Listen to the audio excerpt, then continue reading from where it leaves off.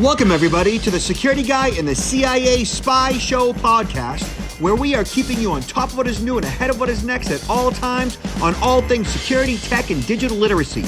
Knowing that when good people like you want to make sure that their money, their family, and their business is safe and secure from attackers, hackers, and thieves, or you just want to make sure your tech is running smoothly, my name is Robert Siciliano.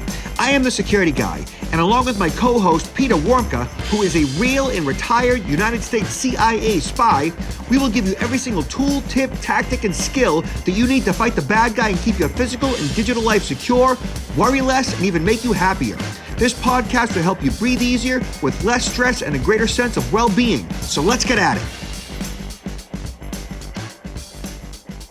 And welcome to the Security Guy and CIA Spy podcast.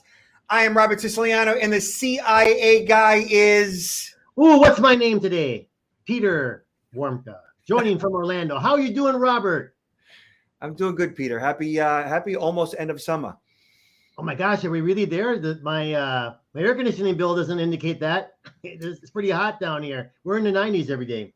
Yeah, my water bill doesn't indicate that either. Neither does my air conditioning bill. I mean, this is the summer of expensive. That's right. Every time I gassed up, it was $100. Every time I gassed up the boat, it was $200. Every time I paid a bill, it was $500-600. It's expensive. You know, it is expensive enough, and we don't need to give our money away to criminals, right? But yet we tend to do that. How can we afford to take all this extra money out of our pocket and give it away? Yeah, it's nuts, right? We got all kinds of stuff revolving around criminals and digital literacy and security to talk about today. We're going to go right into it. Peter, let's talk about how to delete old accounts containing personal information. So McAfee, one of my good clients, has a pretty good post on, what it is that you should be doing to delete your data and why. So your digital footprint grows every time within every internet account you make, while your old Tumblr account may be fun for reminiscing. Dormant accounts are actually one of the most significant areas or source of use of user data on the internet. These accounts can be used by data brokers or third parties to access your personal information. So there isn't necessarily an immediate, vulnerability as far as crime is concerned, but there's definitely a vulnerability when it comes to your data being slurped up by private investigators in some cases, definitely by data brokers. And if those accounts are breached, you could have old credit card information up in there, even current credit card information, enough data that, could in effect be used against you in some way. So why you should delete all that old data? Deleting unwanted accounts protects your information and prevents the monetization of your data, right? And then how to permanently delete old accounts by platform. So you can just go to justdelete.me, which is a site that has access to a number of other sites. And for a fee, they will work with you to delete all your data, or they'll provide you instructions. So now down here, McAfee provides you instructions on how to delete Facebook, LinkedIn, Twitter, Instagram, Tumblr, Pinterest, and various email accounts. Peter, what are your concerns here? No, I mean, I heard about this some time ago, and it was recommended. I would think that you're looking at less than 1% of the people that actually do this, because most people are not thinking about it. But I think it's a really wise practice, not only in our own lives, as individuals who are operating in this digital world, but even companies. We have these breaches of companies, and there's so much data there that is never really cleaned out, and it actually creates more vulnerabilities for a company. Companies need to as well try to trim down their holdings of what information are they keeping in their databases that they no longer use. We need to be much more, we need to clean up that amount of information there, because you're right. If we just kind of leave it out there, it is information that can be picked up by a lot of different individuals, to include those that might want to use it to target us. Yeah, this is a form of digital housekeeping. Mm-hmm. right? And just like, cleaning up files on your devices, optimizing your local device, cleaning up files in your iCloud, in your Google Drive, it's, just keeping things in order. And then ultimately, deleting various accounts that you're no longer using that could be used for nefarious activities and or by data brokers isn't such a bad idea. It takes a little bit of time. And once you put that time in, it's a good thing if you do it. I've done it, usually every couple, 3 years, I'll go through my password manager and delete various accounts on my password manager, like every couple of years. Then I've went from, having like 1,000 various accounts in my password manager down to like 300 last time I did it. So I get rid of a lot of stuff. So in a couple of years, I'll do it all over again. And when you do that, going through each of those accounts and destroying them, erasing them from the net is also, advisable. And that's what because think about too, these old accounts, they might still be active. I mean, it's possible that somebody can hack into that old account and then they got your username and password that you've used in that old account. And many times people are unfortunately, they shouldn't do this, but they're reusing usernames and passwords. So if they get that, they might be able to get into other accounts that you have if you're using the same user word password. And that brings us to this article via VentureBeat. 24B, what does that B stand for? Billion? Billion with a B. 24 billion usernames and passwords available for sale in cybercriminal marketplaces. 24 billion. So on my own device, right here that I'm functioning from, I got a file, I got a folder. I have access to 25 million usernames and passcodes for various accounts. A file that I found on the dark web, the deep web. And at any given point in time, I could just grab somebody's username and somebody's passcode and often just log right into their Gmail account if I wanted to. Was that for sale or were you able to pick that up without having to pay anything? I didn't have to pay anything. How's that? I mean, how they were just providing it free?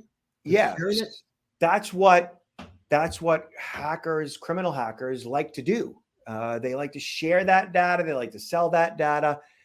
They're nefarious by nature, some of them, and this is a game to them.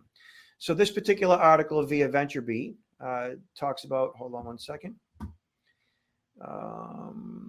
Threat intelligence provider Digital Shadows has published new research that found more than 24 billion usernames and passcode combinations in circulation in various cybercriminal marketplaces, money in the dark web, the equivalent of nearly 4 for every person on the planet.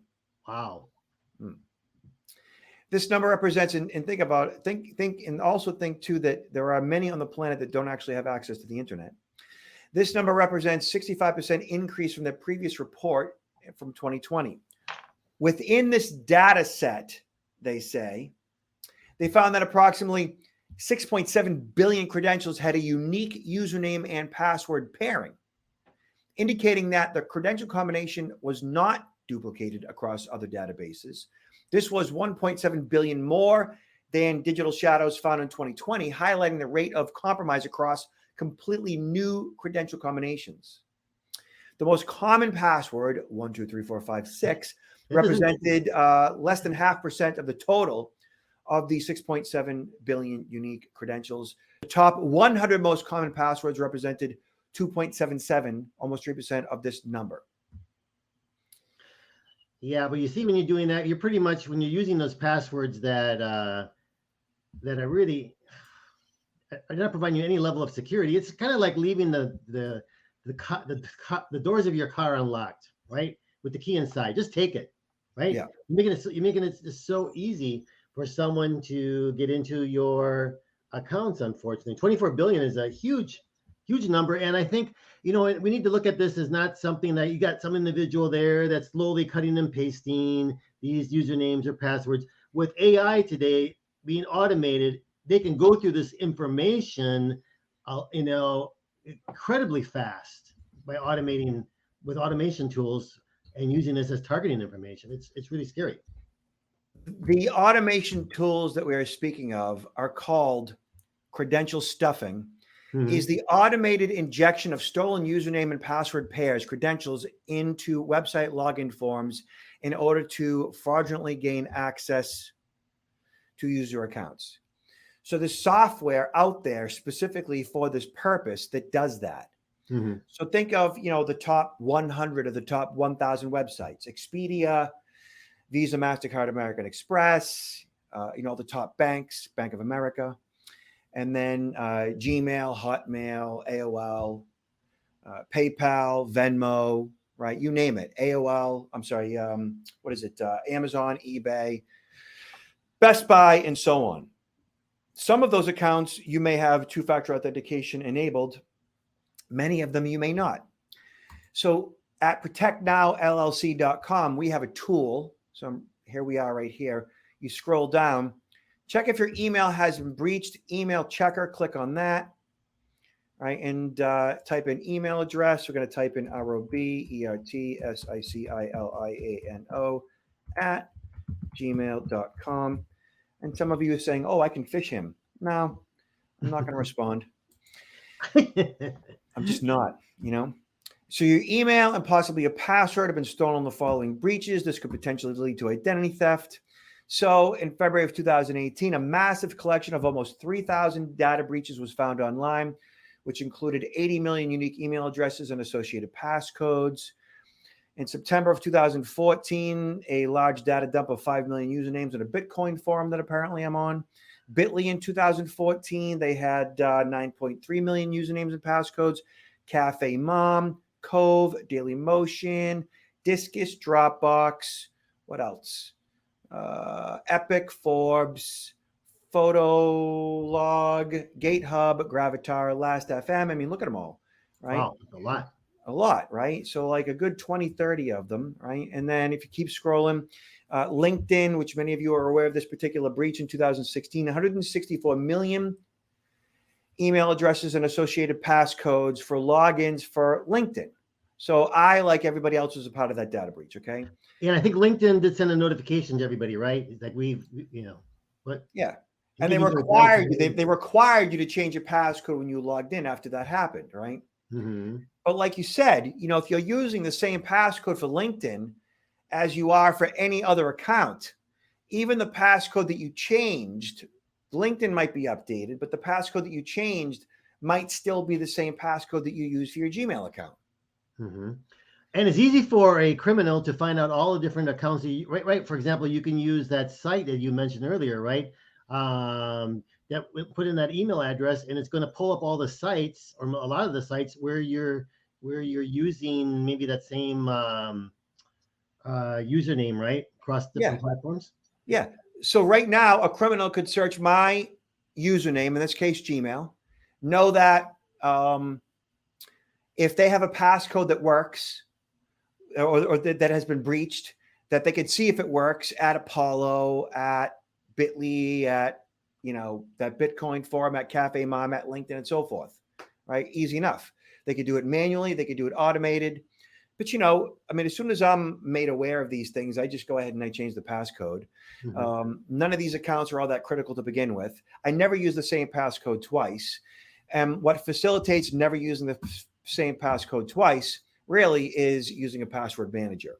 So by Googling PASSWORD, automatically, password manager shows up. And do the search yourself. There are tons of password managers out there. I usually like to point people towards this CNET article or this PC Magazine article right here. Click on that, and it brings you to, the best password managers of 2022. And it talks about password Keeper, Zoho, Bitwarden, LastPass, 1Password, LogMeOnce, RoboForm, Password Boss, Dashlane, NordPass, and so on. Hey, Robert, I got a question I know the answer, but I think it'd be good to talk about. A lot of these browsers in a computer say, hey, you want to store this? You want to store your password? And I think a lot of people do that, thinking that, oh, I'm being safe here. I'm storing my password in the browser of the computer. Yeah. So there's a couple problems with that. Number one, it's not as secure. It's not completely insecure, but it's not as secure as a third party, right? The other part of that is you may not. The other part of that is the issue with transferability. So, like on any given day, I could be on 3, 4, 5 different digital devices between iPad, iPhone, Windows devices, Mac devices, and so on. I could be on a number of different devices in one day, 1 week, right? And so in order for me to access all those passwords across devices, across operating systems, across browsers, storing those passwords in one browser may not work as effectively if I'm jumping from one digital device to the other. Whereas a third party facilitates that process. A third-party password manager allows me to install the password manager as software, as an app on each device, and I can pull up the app on each device and access those passwords that are stored in the password manager's cloud and locally on my device. And a lot of these password managers have a free version and a paid version. So you could start out with the free version and see if you like it, and then subscribe to the paid version, which has a few more benefits to it, right? That's exactly what I recommend. And the other part of the paid version is generally, besides bells and whistles, it facilitates having a number of different accounts, whereas you might get stopped at 10 on the free version, you know? So using like a Word document or an Excel file for password management, that's something that people do, or they use one password that they remember. That's just, you just can't do that any longer. You can't use keystrokes across the keyboard. You can't use 1, 2, 3, 4, 5, 6. You can't use password 1. You know, if we go back to Protect Now's a tool, right? On the very bottom, you can also check passwords, right? So scrolling down, see if your password has been breached, click check, and you'll see right here, I'll type in PASSWORD, password, and the word password has been used like what? 9.5 million times. That's scary. But yeah, I believe it. Add a number 1 to that, password 1, and that's used 3.2 million times. This is out of about 13 billion records. Still not okay, you know? So yeah, password manager solves most of those problems. Mm-hmm. Okay. Yeah. Mm-hmm. And yeah, I also don't allow websites to remember passcodes. I don't, I mean, with the exception of like Gmail, which I'm at and in every single day, Amazon, which I'm at way too much. But I still have two-factor authentication set up for all those various accounts, which would mean that if anybody tried to log in from any other device, I would get a one-time text message with a one-time passcode from, say, Amazon or Gmail that would alert me that somebody might have my credentials and they're trying to log into my Amazon account from another device. Yeah, we can't recommend that more than we are, because it's just it's not that difficult to set that up. It's not much of an inconvenience, and it just increases exponentially your security posture regarding those accounts. It's a no-brainer. So occasionally, right, I'll get a text message from Amazon, eBay, Gmail, Netflix, whoever, and with a one-time passcode. And what I do is I have I have iMessage, and I have whatever. What's Apple's? It's not iMessage? Is it iMessage? Is it iMessage? I'll respond to a group text on iMessage to my family, my daughters, my wife, saying, "Hey, is this for anybody?" And usually, like, I'll get a response from my wife or another daughter saying, "Yeah, that's me." And now they've got that one-time text. So I'm responsible for managing the two-factor authentication for a lot of our critical family-related accounts. And it's easy enough to do, and I'm happy to do it. I'd rather have that than and they access it than not have it at all, or that mere inconvenience of me having to respond with that one-time passcode to my daughter who's logging into Amazon for the first time in a while is like a no-brainer for me. Yeah, it's well worth it. Yeah. All right. Next on the chopping block, FBI says fraud on LinkedIn, a significant threat to platform and consumers. CNBC reports that the FBI says that it's a significant threat. Users around the country tell CNBC they lost small fortunes after connecting with someone on LinkedIn they believe was going to give them sound financial advice. The company acknowledged a recent increase in fraud and says that they removed 32 million fake accounts last year, Peter. Yeah, and I think they put in there in that article, I don't see it right there, but they say 32 million, which they say is 96% of all fake accounts. But I don't know how they really don't know the percentage, the whole number of fake accounts. All we can say is they took down 32 million, but is that 96% of them? Is that 50% of them? There's still, all I know is there's still a lot of fake accounts out there because I run into them all the time. This is really, they have like 860 accounts today, or like LinkedIn profiles. So, whether it's 10 or 20 or 30 or 40 million fake accounts out there, I mean, this is a huge problem of people that can be out there for targeting us, right? And the bots are continually creating new accounts. So it's a constant battle for LinkedIn. Mm-hmm. So this particular scheme that they're speaking of revolves around crypto. So the scheme works like this: a fraudster posing as a professional, like a financial advisor, creates a fake profile and reaches out to a LinkedIn user. The scammer starts with small talk over LinkedIn message and eventually offers to help the victim make money through a crypto investment. Victims interviewed by CNBC say since LinkedIn is a trusted platform for business networking, they tend to believe the investments are legitimate. That is just so not the case. I mean, would you, Robert? I don't know. I don't think I would ever trust someone who I never met to try to provide me with advice or to give them control over my money.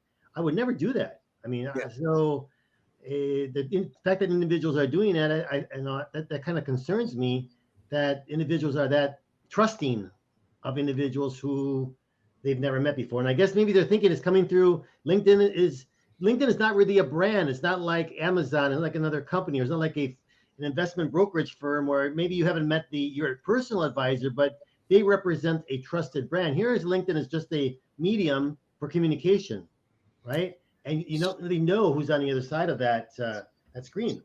The problem, as you know, Peter, is that the platform itself is generally considered trustworthy. Like Facebook itself is generally considered trustworthy. Like Amazon itself is generally considered trustworthy because, we're on it, we do business with it, we have our information there.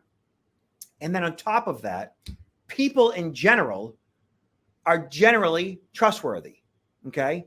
So from my own research, all the years of just studying people and just in research periodicals and so forth, I've come up with, it's about 1.5, it's guaranteed 1.5 of all human beings on the planet are sociopaths, psychopaths, some form of antisocial personality disorder. They don't have any form of empathy, sympathy, remorse, or sense of guilt. Okay. 1.5 guaranteed come out of their mama, not trustworthy at all, to about 3%. So between 1.5 to 3% of all human beings are just not trustworthy at all. At all. From their mama. They're just bad seeds. That means that 97% of people, right, on the low end, and 98.5% of people on the high end are just trustworthy. Okay. Keeping in mind that most people at some level have lied at one point in their life for one reason or the other. Okay. To save face, to hurt somebody, to avoid, detection that they cheated on a spouse or whoever, right? So most people lie. Lying is a normal thing that is obviously frowned upon, but we do it. But those people that are just looking at LinkedIn and saying, oh, that person who's offering some type of financial advice, I generally should trust them. There's usually some type of a ruse behind it that makes them even more trustworthy. And that could be that they are friends or connected to other colleagues of yours. It could be that they offered you something of monetary value that you consumed from them, like a free percentage of a Bitcoin, that you were like, well, if they're going to give me like a free Ethereum or whatever, or a percentage of Ethereum, they must be trustworthy. And they might have got that free coin from stealing it from somebody else. Mm-hmm. And that makes the ruse all that much more enticing, or the victim that much more vulnerable or gullible to that particular scam. I mean, many people maybe think that LinkedIn, like other platforms, will do they'll do vetting of an individual before they allow them to establish an account. But LinkedIn is very, very limited on what they do. They're going to see with their algorithms. If you are logging in from the location where you say you are established, but that you can easily circumvent those things. And once you establish an account, they're pretty much good to go unless someone reports you. Just because someone has an account set up on LinkedIn, it does not mean that they've been vetted. Just because they say that they work for a particular firm, those firms are not out there vetting whether or not people that put their names on LinkedIn as being employees, they're not vetting that either. So pretty much someone who's very skillful in deception can easily establish their profile and have the great story, right? And they may talk a good talk, and we just, even as you mentioned, Robert, they might have in their network people that belong to your network, but that doesn't mean anything either, because so many people will accept a connection request even if they don't know the person. So don't go by how many connections you have in common. That really doesn't, if you have a doubt, call one of those connections in common and say, listen, how well do you know this person? Yeah. They say, who? Right. So right now, I could set up a profile right now on LinkedIn saying that I'm an employee of Fidelity Investments right now. Yeah. Yeah. And Fidelity Investments doesn't police that. No. LinkedIn doesn't police that. Nope. And as soon as I set up a profile that says I am an employee of Fidelity Investments, LinkedIn turns around and offers up all of these Fidelity Investment employees that I should connect with. Yeah. They make it easy, right? They do make it easy. And then from there, I just start connecting with Fidelity Investment employees to legitimize my presence on LinkedIn as a scammer or as a Fidelity Investment employee. It's that easy. Mm-hmm. So, Peter, before I forget, I've been told by one of our admins that I need to tell people at the beginning and towards the end of the pod broadcast to tell people to subscribe. Mm-hmm. Mm-hmm. So wherever it is, down here or up there or over there, wherever, can you please hit that subscribe button? Audience members, please do that like right now so that Dominica will stop yelling at me to tell you to subscribe. Could you just subscribe, please? Like right now.